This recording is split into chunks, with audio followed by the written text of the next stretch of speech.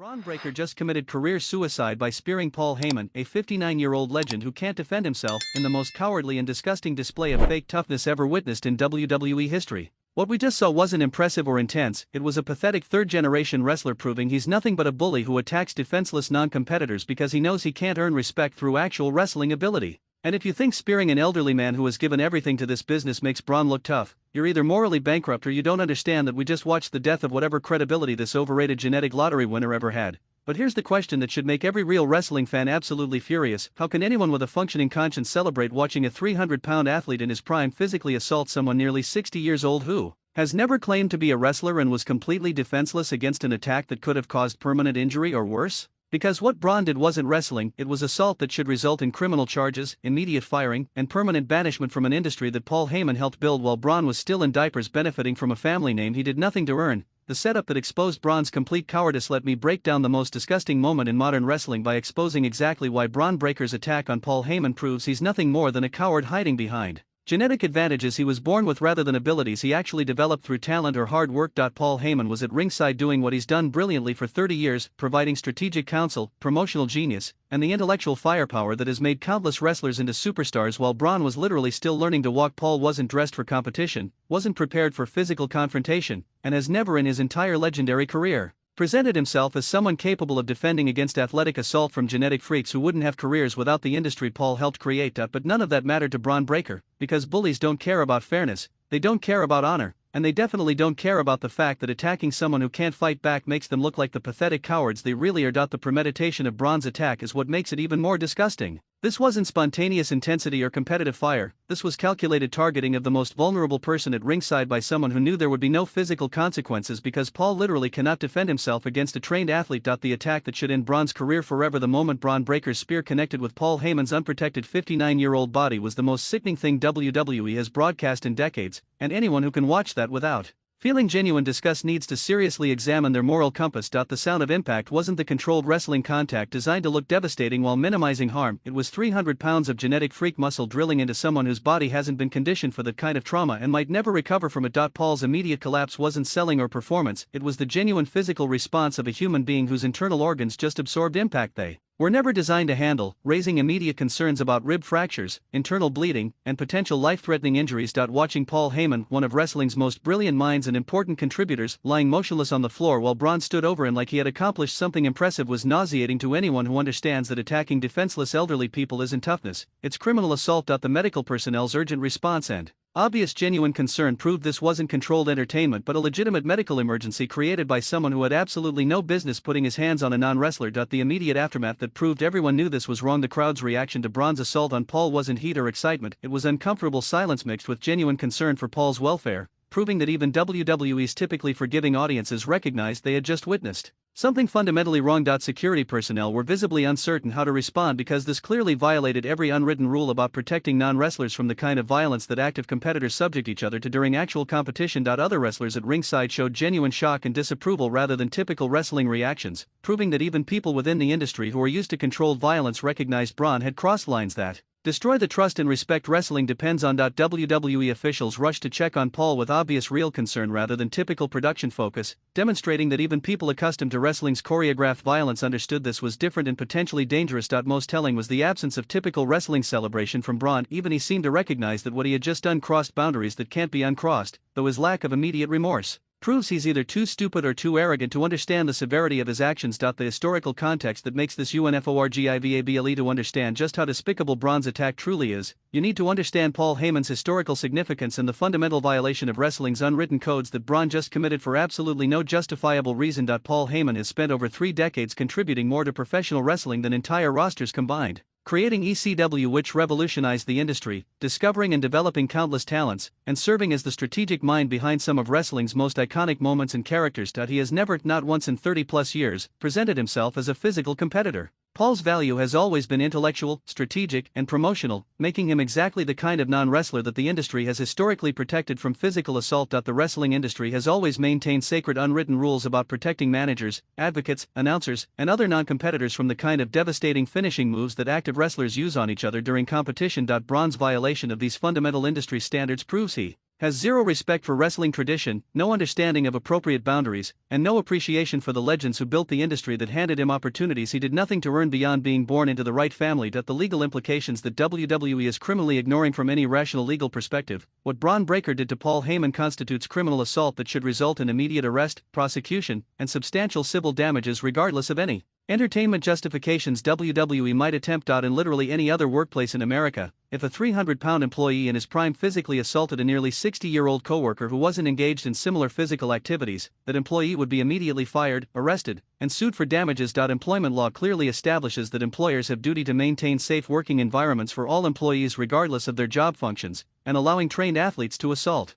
non-athletic personnel creates massive liability exposure. The fact that this occurred on live television with millions of witnesses creates additional legal complications regarding WWE's responsibility to protect employees and whether they negligently allowed or even scripted an assault on a non-wrestler for entertainment purposes. WWE's apparent willingness to ignore these legal realities suggests either complete disregard for employee safety or acknowledgement that they approved an assault on a defenseless employee, both of which should terrify every WWE worker who isn't an active competitor. The physical damage that could be permanent at 59 years old with no athletic conditioning. Paul Heyman's body absorbing a full-force spear from someone of Bron Breakker's size and power creates serious potential for permanent life-altering injuries that go far beyond typical wrestling bumps. Rib fractures are almost certain given the force of impact and Paul's age, but the real concerns involve potential damage to internal organs, spinal compression, and soft tissue trauma that could affect his quality of life permanently. The human body doesn't recover from major trauma the same way at 59 as it does at 29, meaning injuries that might temporarily sideline a young athlete could permanently disable someone of Paul's age who lacks the conditioning and recovery capacity. Medical experts viewing this assault would express serious concerns about the appropriateness of subjecting non-athletes,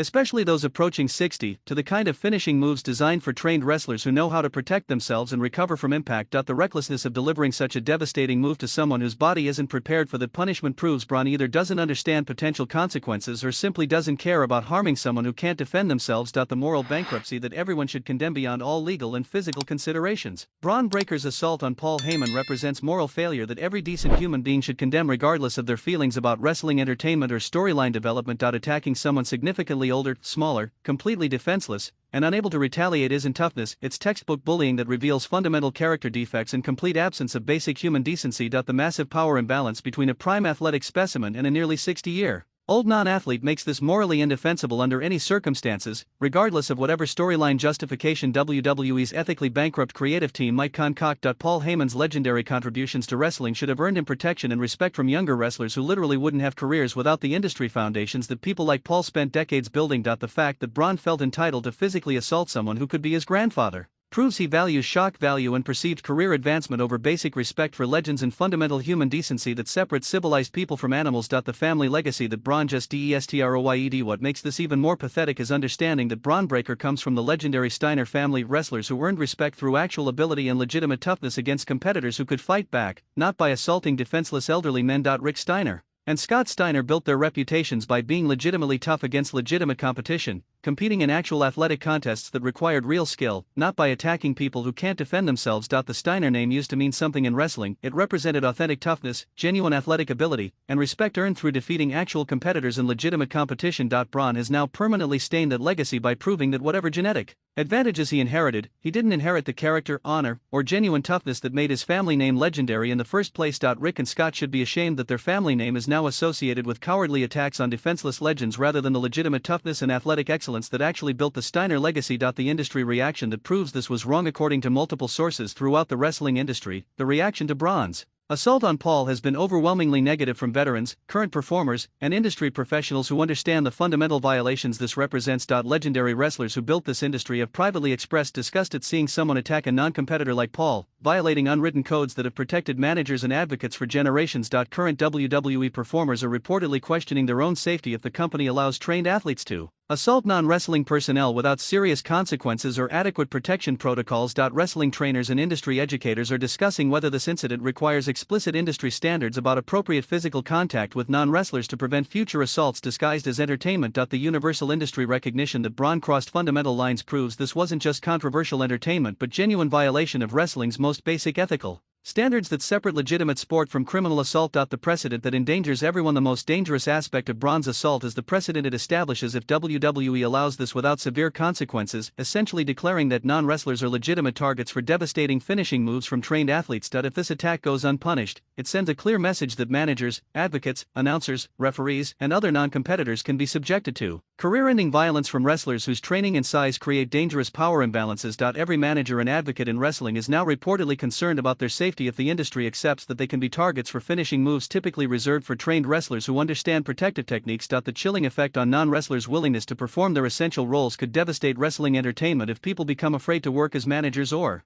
advocates due to legitimate fears about physical assault from athletes they can't possibly defend against. WWE's response will determine whether this becomes normalized behavior that destroys wrestling's protective culture or remains an isolated incident that results in appropriate consequences for crossing fundamental boundaries. The bloodline implications that add insult to injury. The fact that Paul Heyman serves as special counsel to Roman Reigns and the bloodline creates additional layers of insult to this already disgusting assault on someone who has given everything to building wrestling's most dominant faction. Attacking the bloodline's most trusted strategic advisor isn't just assault on an individual, it's disrespecting the entire Inoue family legacy and the cultural significance of Samoan wrestling tradition that Paul has helped promote and protect. Roman Reigns' response to watching his most trusted counsel brutally assaulted will define his character and leadership. Does he demand justice for Paul, or does he accept that WWE's corporate structure values shock over protecting loyal associates? The Bloodline's legendary commitment to family and loyalty suggests that Bron just made himself a target for systematic revenge from wrestling's most dominant faction, assuming WWE allows appropriate storyline consequences for such blatant disrespect. Paul's decades of service to the Bloodline and Roman personally should have earned him protection that makes attacking him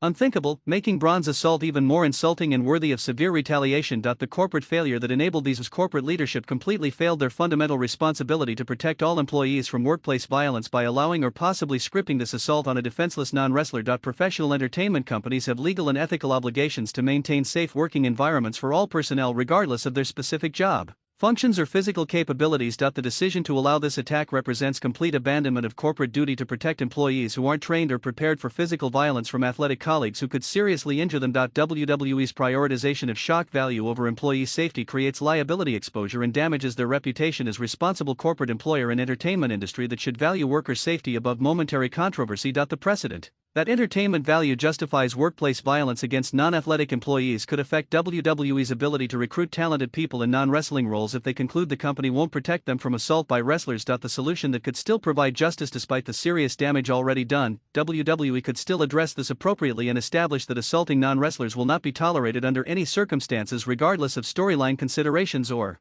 entertainment value. Immediate suspension of Bron Breakker pending investigation would demonstrate that WWE takes employee safety seriously and that physical assault on non-competitors has severe consequences. Public acknowledgement that the attack violated fundamental industry standards would help re-establish protective norms about shielding non-wrestlers from violence they're not trained to handle or defend against. Substantial storyline consequences showing that Bron's cowardly assault damages his career rather than advancing it would send appropriate messages about acceptable behavior in professional wrestling environment. Implementation of explicit policies protecting non-wrestlers from physical violence would prevent similar incidents while demonstrating WWE's commitment to maintaining safe working conditions for all employees regardless of their job functions. The long-term industry implications. The long-term implications of Bron's assault on Paul extend throughout professional wrestling into fundamental questions about how non-wrestlers should be treated and what boundaries exist regarding violence against people who aren't trained competitors. Other wrestling promotions are reviewing their policies about protecting managers, announcers, and non-athletic personnel from physical assault by trained wrestlers who could cause serious harm. The industry may need clearer standards about appropriate physical contact with non-wrestlers to prevent similar incidents and protect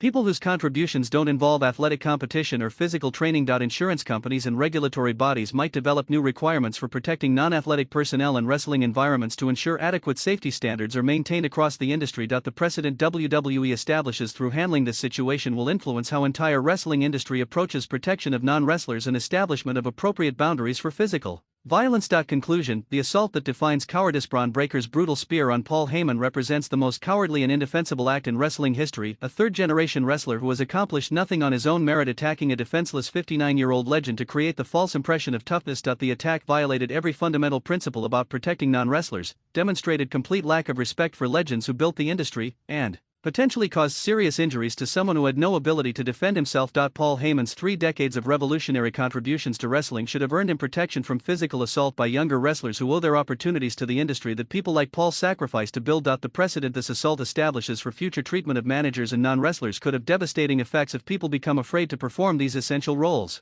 Due to legitimate concerns about assault from wrestlers they can't defend against. Most importantly, Bron's assault proves he's nothing but a bully who attacks defenseless people because he knows he can't earn legitimate respect through actual wrestling ability against competitors who can fight back. Are you as disgusted as every decent person should be? Do you understand that attacking a 59-year-old defenseless legend is cowardice, not toughness? Can you see how this assault violated every principle of honor and respect? Demand justice in the comments and tell us whether Bron should be immediately fired and charged with assault. Destroy that like button if you believe attacking defenseless legends is unforgivable. Subscribe for updates on Paul's condition in this developing situation, and share to ensure everyone knows that some line should never be crossed. Bron Breakker has proven himself a coward who attacks defenseless legends, and wrestling demands justice for Paul Heyman.